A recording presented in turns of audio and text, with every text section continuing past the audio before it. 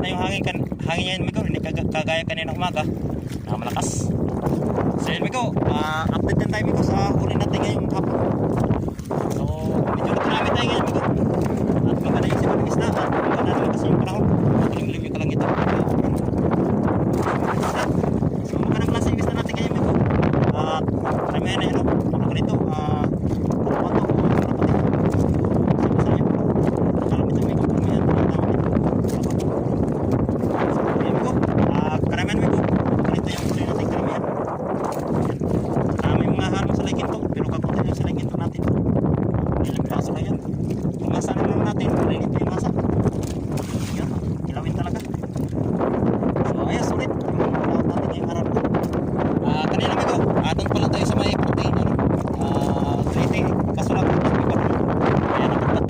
Dito sa may parteng Samar, sa may laot ng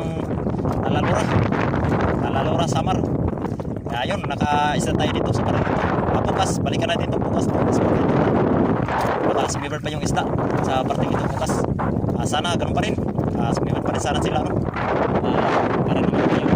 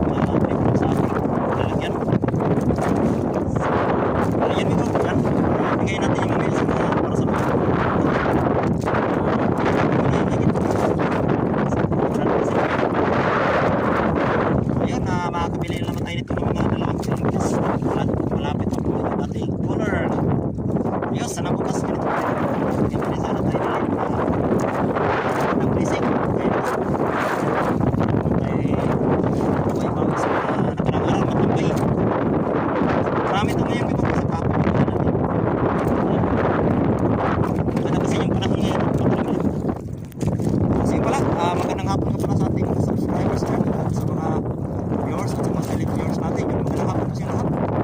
Maraming salamat po sa nag-subscribe at nagdagdagan po yung ating subscribers. Sana patuloy lang po, no? At sana yung iba dyan na mag-subscribe na rin po kayo para lagi po kayong update sa ating mga video at sa paghanap buhay po dito sa laot. So Migo, at medyo malayo pa Migo yung tatakbay natin, mga